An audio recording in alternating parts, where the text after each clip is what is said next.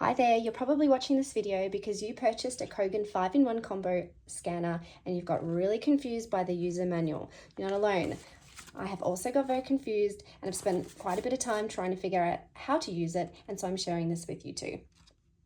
So there's lots of parts for the machine and you can look at what they are in your manual. Those will have a list of parts that come with it and what they're used for. But just quickly, we have the photo frame slider input, which slides right here into this slot there.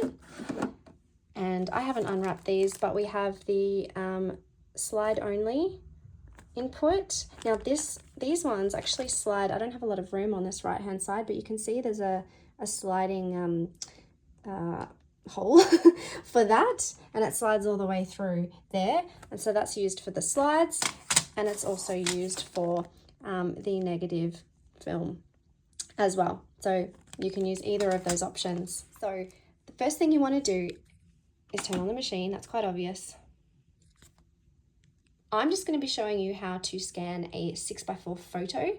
I don't actually have any negatives or slides to show you how to do that, but if you learn how to do the photo, you'll be able to do the slides and the negatives the same way, but just clicking different settings. So here we go.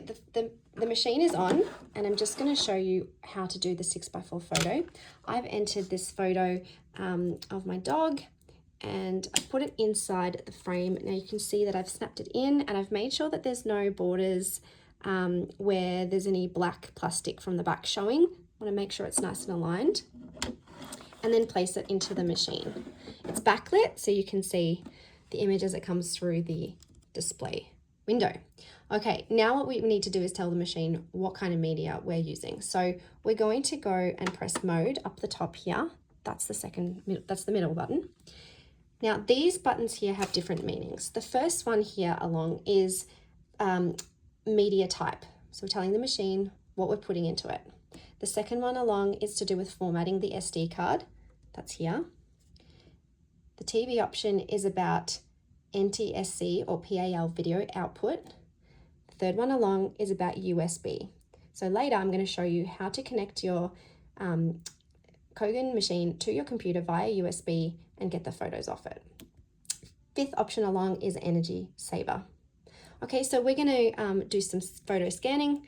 So I'm going to just go that first one to choose what kind of setting, what kind of media we're using. And the different options along are color negative film, slide film, black and white negative, photo, so that's what we'll be using, and business card or plastic card. So you might be scanning business cards. Okay, but we're going to just do the photo option there, and I'm going to press OK. So it takes me back to the screen, and the red dot flashing is showing me that that's the live image that I'm seeing through the display screen from what we've entered. So to actually capture it, I'm going to press OK, capture. It's now scanning the photo, and it's presented it to me for any kind of editing. So for example, I can rotate it to the right, rotate it to the left. I can get rid of it if I'm not happy with it. And I can also press save. There are some extra buttons here. I'll leave you to figure those out with the manual. I won't be using that in the demo today. The photos come up pretty good. So in order to save it, I'm just choosing that first option and I'm pressing OK.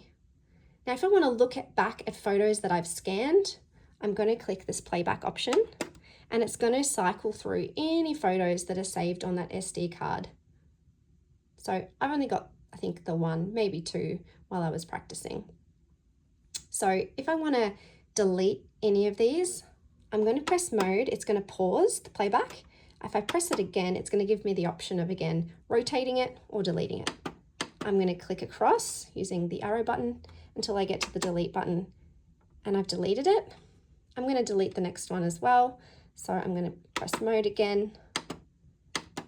They're all the same image because I've only used one image while practicing. Okay, now it looks like there's no more images to play back, and so that's empty now. But for the purpose of showing you how to get that image onto your computer, I'm going to go ahead and scan it again by trying to remember how to get back. Okay, playback mode. We are in live mode here because it's flashing.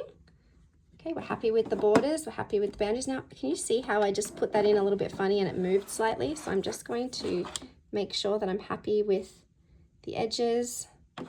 Make sure there's no lint or anything on there. I've put it in and I'm going to capture that again. All right, pressed OK. It's going to ask me if I want to rotate it. I don't, so I'm going to just go across. Oh, I'm not going to go across. I'm going to stay on save and I'm going to press OK. And that's now saved it. Okay, now to get this onto your computer, you are going to need to use the USB cord. I already have this plugged in. It's plugged in at the back with the same USB symbol that was shown on the screen. And I've got it plugged into my laptop here. What I need to do in order to get it across is I'm going to go mode and I'm going to choose the USB option and press OK. Now it's letting me know that it's connecting to my computer. So I'm going to go along here and show you when it pops up. There we go, it's just popped up and it's the Kogan photo. That's what I've named it at least. You will probably have a different name that pops up. So just look for the one that comes up that wasn't there before. Now, if I click on that album, it'll present me another album and I didn't click it properly, so I'm going to do that now. And there you go, there's the playback. It has the image there and it's come up pretty good. If you ignore the glare from the window behind me, you can see the image and it's come up really good. So I'll just show you side by side. There's the original and there's the scanned image. So it does a pretty good job. Looks like I had a hair on there. Yes, I did. So I obviously would take more care if I wasn't filming a video, but just make sure that you remove any dust, hair or lint before you put it through the machine. But otherwise you can tell it's going to preserve your memories pretty well. So obviously once you've got this open and you want to save it onto your computer, you can go ahead and click and select any images that you want and then copy them across to whatever folder you have on your system. You can also delete images from here and it will feed back to the Kogan machine, so it will no longer have those. So that's how to scan a photo and get it onto your computer for saving. So I hope that this was a helpful video and good luck.